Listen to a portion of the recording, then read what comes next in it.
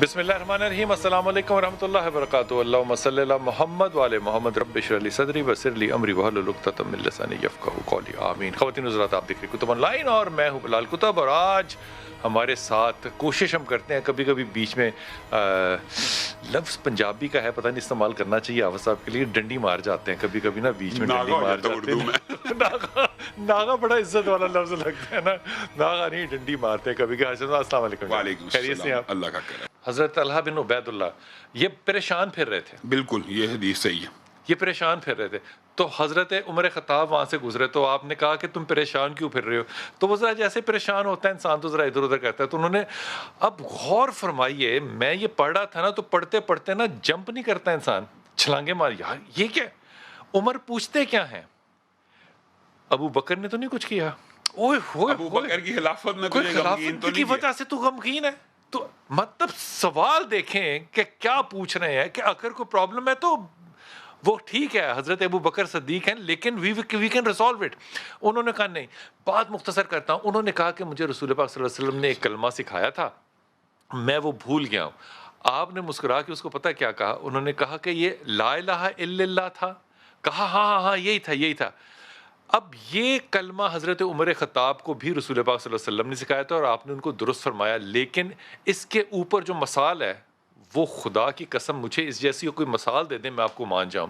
حضرت اسماعیل کا ذکر ہے اس میں کہ ان کے 10 بیٹے ہوں. ہاں، وہ تو لا الہ الا اللہ وحدہ لا شریک لہ کے بارے میں کہ 10 غلام بیٹے ہوں آزاد کرنے کا. حضرت اسماعیل کے اور ان 10 بیٹے ہوں اور ان کی گردنوں کو آزاد کرایا جائے. جتنا اس کا اجر ہے اتنا ہی اس کو 10 مرتبہ پڑھنے کا اجر ہے. اب جی لا الہ الا اللہ وحدہ لا شریک لہ لہ الملک و لہ الحمد وہو علی کل شیء قدیر. یہاں پہ طلحہ بن عبید اللہ نے ایک لفظ اور کہا تھا بلال بھائی. انہوں نے کہا تھا وہ کلمہ مجھے بھول گیا کہ جس کے بارے میں رسول اللہ نے کہا تھا یہ موت کا غم دور کرتا ہے، اس کا چہرہ جو ہے وہ روشن ہو جاتا ہے. یہ بات ہے. تو حضرت عمر نے کہا وہ لا الہ الا اللہ کے علاوہ کون سا کلمہ ہو سکتا ہے؟ اور یہ حضرت آدم نے، حضرت نوح نے اپنے بیٹوں کو یہ نصیحتیں کی ہیں کہ بیٹا اگر ایک پلڑا پورے کا پورا زمین رکھ دیا جائے، تنہا لا الہ الا اللہ کا دوسرے پلڑے میں رکھ دیا جائے تو لا الہ الا اللہ کا کلمہ بھاری ہو جائے گا. اور یہ بھی صحیح حدیث سے ثابت ہے کہ کل قیامت کے دن ایک بندہ آئے گا اور وہ اس کے نا برائیوں کے رجسٹر ہوں گے 99. وہ ایک میں بھی برائی، دوسرے میں بھی برائی، تیسرے میں بھی برائی. وہ اس کو پتہ لگ جائے گا میرا انجام درست نہیں ہے تو وہ کہے گا، تو وہ بالکل مایوس ہو جائے گا نا. تو اس کو کہا جائے گا تیری ایک نیکی ہے. کہتا ہے ایک نیکی سے کیا فرق پڑنا ہے، یہ تو 99 برائیوں کے رجسٹر ہیں. اس ایک نیکی کو جب ایک پلڑے میں ڈالا جائے گا اس کے 99 برائیوں کے رجسٹر ہلکے ہو جائیں گے. وہ کہے گا یہ کیا ہے؟ کہا گا یہ لا الہ الا اللہ صدق دل سے کہا ہوا. اور یہ جب آپ دیکھتے ہیں نا کسی عالم کو، کسی بزرگ کو کہتے ہیں کہ اس کا دیکھو نا، اس کا مرنے کے بعد بھی، غسل کے بعد بھی اس کا کتنا چہرہ روشن ہے، تو یہ حدیث یاد رکھیے گا کہ وہ شخص جو ہے وہ ذکر لا الہ الا اللہ کرتا ہوگا. یہ گمان ہے، لیکن اللہ کے رسول کی جب حدیث آ جائے تو وہ گمان نہیں رہتا، وہ ایمان بن جاتا ہے. بلال بھائی، جو بھی زبان کی لکنت ہو، زبان میں بندش ہو، کلام نہ کر سکتا ہو، تو اس کے بارے میں تو قرآن پاک کی آیت ہے جو آپ اپنے ہر پروگرام کے شروع میں پڑھتے ہیں، اور یہ بہت زیادہ مجرب آیت ہے. کسی بندے کا حافظہ بھی کمزور ہونا اس کے لیے بھی، کسی کی پیٹ کی بیماری ہو اس کے لیے بھی، زبان کی بیماری ہو. ربی اشرح لی صدری ویسر لی امری واحلل عقدۃ من لسانی. اللہ کا کلام اللہ ہے، واحلل عقدۃ من لسانی. اس زبان کی رکاوٹ کو اللہ دور کر دے. یفقہوا قولی. میں ایک جگہ پہ لیکچر کے لیے تھا تو میں یہ کیونکہ جلدی بڑی تھی اور وقت بڑا کم تھا، تو جب وہ سٹیج پہ بیٹھے تھے انہوں نے کہا جی بس بات شروع کریں، تو میں دعا پڑھنا بھول گیا. حافظ جی یقین کریں مجھے کوئی خیال ہی نہ آئے. ہاں یہ دیکھیں، یہ آپ یہ ربی مجھے کوئی خیال ہی نہ آئے. یہ آپ کو پتا علماء جب ممبر پہ چڑھتے ہیں سب سے پہلے یہ دعا پڑھتے ہیں، اللہ تعالیٰ ہماری سینے کو کھول دے، شرح صدر کر ہماری. اور یفقہوا قولی جو بات ہے نا وہ بہت اہم ہے کہ لوگ جو سن رہے ہیں میری بات کو سمجھ لیں. یہ حضرت موسیٰ نے کہا تھا. علامہ صاحب بچہ جو ہے وہ اپنی مرضی سے شادی کرنا چاہ رہا ہے، ماں کو وہ پسند نہیں ہے اور بچہ اس کے لیے بغاوت کر رہا ہے. بلال بھائی، پہلی بات تو میں اسلامی نقطۂ نظر سے یہ کہنا چاہتا ہوں کہ رسول اللہ صلی اللہ علیہ وسلم کی احادیث اس بیٹی کے حوالے سے آپ کے سامنے متعدد احادیث ہے، حتیٰ کہ بچی کے حوالے سے رسول اللہ صلی اللہ علیہ وسلم والد اور والدہ کو کہہ دیا تھا کہ اگر نہیں کرنا چاہتی تو نہ کرو. اس کا مطلب ہے کہ بچوں کی رائے کو فوقیت دینی چاہیے شادی بیاہ کے معاملے. پہلی بات یہ. جہاں تک دوسرا ان کا مسئلہ ہے نا کہ وہ نافرمان ہے، اس کے لیے حل اور ہے. جہاں تک شادی کا مسئلہ ہے اس کے اندر میرا ذاتی مشورہ یہ ہے، اور شریعت کا بھی یہ مشورہ ہے کہ جہاں پہ وہ شادی کرنا چاہتا ہے وہاں کرنا چاہیے، کیونکہ قرآن پاک کا ایک حکم ہے کہ فن کی ہوں ما تابا اس بات کے اوپر دلیل کرتا ہے کہ جہاں پہ دل چاہے وہاں پہ شادی کرنا. اور عین ممکن ہے کہ ان کو جو ناپسند ہے اللہ نے اسی میں برکت ڈال دی ہو، اس میں کوئی حرج نہیں ہے. ہاں اگر یہ بچہ نافرمان ہے ان کو چاہیے کہ سورۃ فاتحہ کا اس کے اوپر دم کریں، اور ایک وظیفہ ہے بسم اللہ الرحمن. اگر کوئی لڑکی یہ کرنا چاہے تو اس کے لیے بھی یہی ہوگا حکم؟ میں کہتا ہوں کہ لڑکی کی شادی بھی اس کی پسند کی جگہ پہ ہونی چاہیے، اور حتیٰ کہ یہ تو رسول اللہ کی صحیح حدیث سے ثابت ہے نا کہ بچی کی شادی وہاں پہ کرو جہاں پہ وہ چاہتی ہے. لیکن اس کا مطلب یہ بھی نہیں ہے کہ رسول اللہ صلی اللہ علیہ وسلم نے شادی سے پہلے کے تعلقات کو جائز قرار دیا. نہیں، اس کا مطلب یہ ہے، یہ تو بات ہی بالکل ہاں یہ بات ہی بالکل غلط ہے. دوسری بات یہ ہے جہاں تک بچے کو تابع فرمان کرنے کا یا فرما بردار بنانے کا تعلق ہے، وہ آپ کو پتہ ہے دل اللہ تعالیٰ کی انگلیوں میں، وہ تو اللہ تعالیٰ نے جہاں پھیرنا ہے اللہ تعالیٰ سے دعا کریں اس میں آدم کا واسطہ دے کے بسم اللہ الرحمن الرحیم الف لام میم اللہ لا الہ الا هو الحی القیوم یا واحد یا ذل جلال والاکرام. یہ یا واحد یا ذل جلال یا واحد یا ذل جلال والاکرام، اللہ لا الہ الا هو الحی القیوم یا واحد یا ذل جلال والاکرام. اور بسم اللہ الرحمن الرحیم ہر دفعہ ساتھ پڑھنا ہے، 313 مرتبہ پڑھ کے اپنے بچے کی فرما برداری کے لیے دعا کریں انشاءاللہ تعالی. لال بھائی بات یہ ہے کہ یہ جو آپ نے اب سورۃ بقرہ کی طرف بات لے کے گئے ہیں، اللہ نے تو وہاں پہ کہا کہ اگر مشرک والدین بھی ہو تو ان کی اطاعت ہوگی. لیکن ایک بات جو شرعی تناظر میں ہے نا بلال بھائی، وہ والدین کے لیے یا خامدوں کے لیے رشتوں کے اندر جو آپ نے پہلی دلیل دی ہے وہ سب سے ویلڈ ہے. وہ کیا ہے کہ دلی اور قلبی میلان کسی کی طرف ہو سکتا ہے، اس میں پکڑ نہیں ہے، لیکن تقسیم میں پکڑ ہے. یہ بات درست، یہ ہو سکتا کہ جائیداد کا بٹوارا کریں تو وہ یعنی وہ معاشرتی تقسیم کے اندر عدل ہونا، یہ بچے کا ڈیمانڈ درست ہے. لیکن یہ کہنا کہ ایک بیٹے سے زیادہ پیار کرتے ہیں، یہ ماں باپ کی بھی گرفت نہیں ہے. دل کا میلان، دل کا رجحان ایک بیٹے کی طرف زیادہ ہو سکتا ہے، لیکن انصاف اور عدل تب ماپا جائے گا جب وہ تقسیم میں خیانت کرے گا. اگر وہ تقسیم میں خیانت کرتے ہیں پھر بچے کی بات ویلڈ ہے. بالکل ٹھیک ہے بات. اور یہ بات جو ہے نا ندیم تم نے یاد رکھنی ہے کہ نبی پاک صلی اللہ علیہ وسلم نے کہا کہ اگر میں نماز میں ہوتا اور میں سورہ فاتحہ پڑھ رہا ہوتا اور میری ماں مجھے آواز دیتی، اگلا جملہ میں کہوں گا نا تو مجھے رونا آ جائے گا. خدا کے واسطے نرمی اختیار کرو. یہ بات جو تقسیم والی ہے یہ میں نہیں سوچ سکتا تھا. اب یہ فائدہ ہوتا ہے ساتھ ایک نا حافظ بٹھانے کا، تقسیم کے معاملے میں ظلم نہیں کر سکتا، وہ عدل ہوگا، وہ عدل کرنا پڑے گا ان کو. لیکن باقی جو معاملات ہیں، دل کے جو معاملات ہیں، اس کے اوپر آپ بھی نہ پکڑ کرو اور اپنے ماں باپ کے لیے اور اپنے لیے آسانی مانگو. ویسے یہ خان صاحب کو سنانا چاہیے کہ آپ کے سنہرے خواب دکھانے پہ لوگوں نے پاکستان کی طرف روح کیا، تو اب ان کو وہ خواب بھی پورے کروانے چاہیے. صرف سیاستدانوں کا کام خواب دکھانا تو نہیں ہوتا، خواب پورے کروانا بھی تو ہوتا ہے نا. یار یہ ججمنٹ کرنی نا کہ کپتان نے کہہ دیا الیکشن جیت گیا ہے، تو اس کا مطلب ہے لوگ اس کے ساتھ اتنے زیادہ اخلاص سے سنسیئر تھے اور اس کے نعرے کو سچ سمجھتے تھے. اب اس کا جو حال ہوا ہے، کپتان صاحب میں آپ کو ایمانداری سے کہہ رہا ہوں، یہ جو بات ہے نا یہ ہو سکتا ہے احمقانہ ہو، لیکن ایک شخص نے پورے سچے دل سے اس بات کو تسلیم کیا ہے کہ آپ پاکستان میں تبدیلی لائیں گے. میں یہ نہیں کہہ رہا آپ نہیں لا سکتے یا نہیں لا رہے، لیکن یہ جو ایک ایک فرد ہے نا، میں اس بات سے نہیں ڈرتا کہ 22 کروڑ کا جواب مجھے دینا پڑے گا، لیکن میں اس بات سے ڈرتا ہوں کہ یہ ایک شخص بھی اگر روزے قیامت اس نے میرے گریبان کو پکڑ لیا تو میں اپنی صفائی کیسے دوں گا. ہر فرد ملت کے مقدر کا ستارہ، یہ بڑا مشکل وقت ہوتا ہے، بڑا مشکل ہوتا ہے. سارا کو چھوڑ کے ہجرت کر کے آنا بھی درست ہے، استخارہ کر کے استخارہ کریں. دوسری بات بلال بھائی ایک بات میں کہنا چاہتا ہوں، جس بندے کا اچانک اس طرح رزق چھوٹے نا تو اس کا بالعموم شریعت کے اندر ایسا معلوم ہوتا ہے کہ اس کو بندے کو نظر لگ گئی.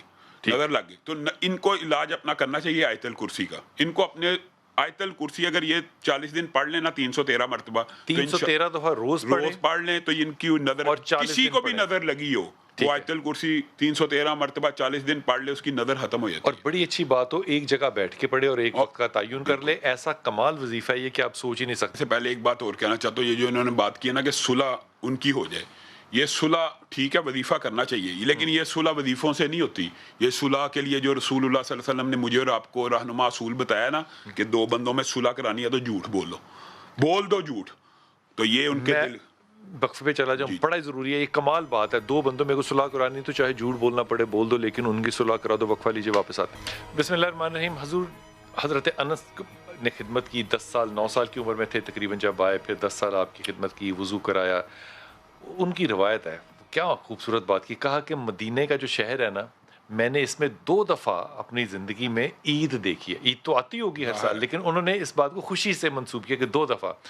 ایک دفعہ کب, انہوں نے کہا جب رسول پاک صلی اللہ علیہ وسلم تشریف لائے تھے تو مدینے میں عید کا سما تھا. بے شک. اور دوسری پتہ ہے کون سی بات, جب رسول پاک صلی اللہ علیہ وسلم نے یہ کہا کہ وہ اس کے ساتھ اٹھایا جائے گا جو جس سے محبت کرتا ہوگا, لیکن اگلا جملہ کوئی نہیں پڑھتا, سجدوں سے میری مدد کرنا. بے شک. آئے ہائے ہائے. لال بھائی, یہ جو آپ نے حضرت انس کی بات کی ہے نا, تو میرے ذہن میں تو ایک شعر بھی آ گیا کہ کرتاس کے چہرے پر ایک لفظ لکھا میں نے, اس لفظ کی خوشبو سے کرتاس معطر ہے, اس نام کی کرنوں سے ہر چیز منور ہے, وہ نام مکمل ہے, وہ نام محمد ہے صلی اللہ علیہ وسلم.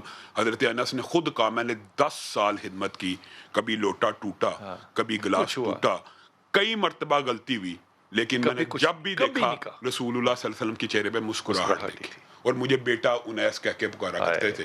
یہ رسول اللہ صلی اللہ علیہ وسلم کا میرے اور آپ کے اور پوری امت مسلمہ کے اوپر احسان ہے کہ رسول اللہ صلی اللہ علیہ وسلم نے ہمیں پہننے, اوڑھنے, بیٹھنے, اٹھنے کا ایک طریقہ بتا دیا. حتیٰ کہ بلال بھائی اگر آپ غور کریں, دیکھیں یہ رشتہ داروں کا جو تقدس ہے, ابھی جو بہن نے سوال کیا اس کے اندر بھی دیکھیں رسول اللہ صلی اللہ علیہ وسلم نے کیا چھوٹی چھوٹی بات کو ایڈریس نہیں کیا. صلح کروانی ہے تو جھوٹ بول دو, یعنی وہ 4-5 جگہ جہاں پہ جھوٹ بولنے کی اجازت ہے ان میں اگر آپ زیادہ چیزیں نوٹ کریں گے نا, ایک گھر بچانا ہے کہ میاں بیوی کے اندر بھی بول دینا چاہیے, گھر نہ ٹوٹے.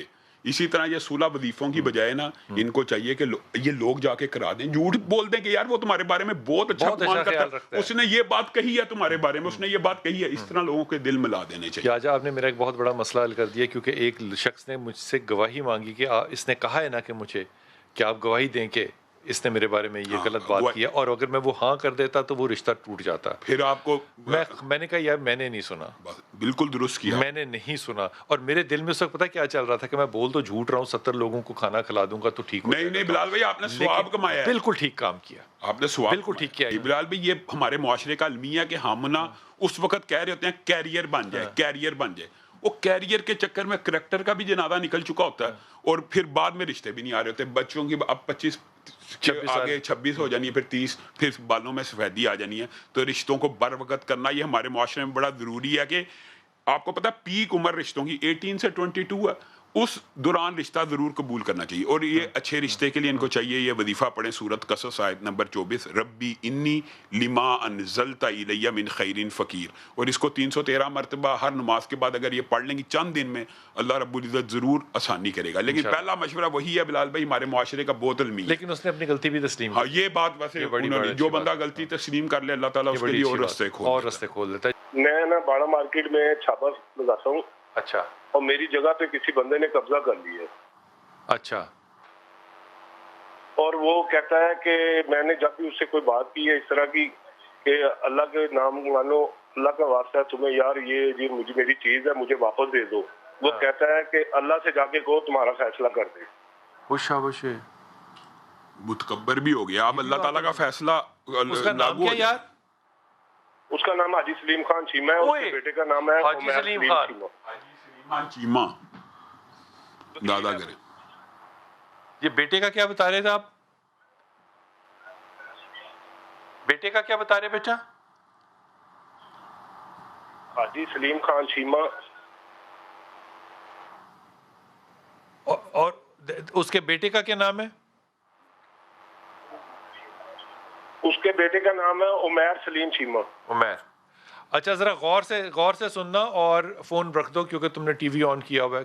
کیا کریں؟ پہلی بات تو میں یہ پورے تمام ناظرین کو یہ کہنا چاہتا ہوں کہ نبی کریم صلی اللہ علیہ وسلم نے فرمایا جو ایک بلشت بھی کسی کی زمین لے لے گا نا تو قیامت کے دن 7 توق اس زمین کے اتنی وسیع کر کے اس کو اٹھانا پڑے گا, بوجھ تو اٹھانے. لیکن یہ اس کی پراپرٹی تو نہیں ہوگی جہاں پہ چھاپا لگا رہا ہے.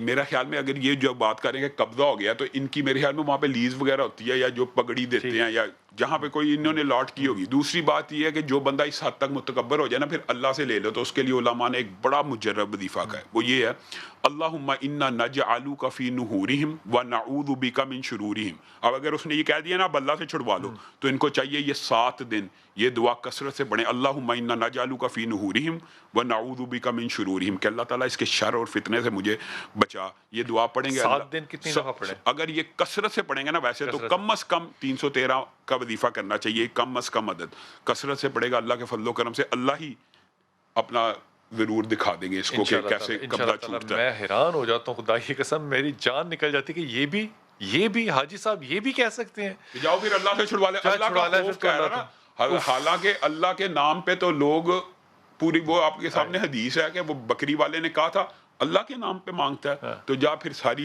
لے جا, تو وہ کہہ رہا ہے کہ اللہ سے ڈر جا, وہ کہتے ہیں پھر اللہ ہی چھڑوا لے.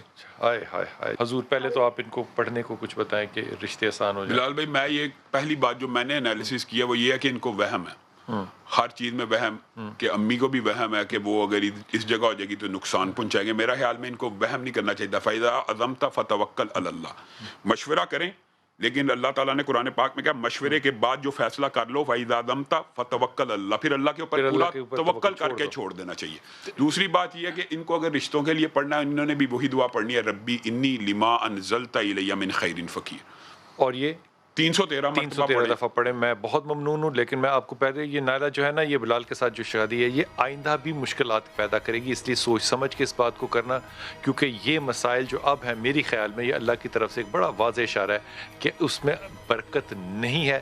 باقی آپ جیسے چاہے کریں, انشاءاللہ ملاقات ہوگی. السلام علیکم ورحمۃ اللہ.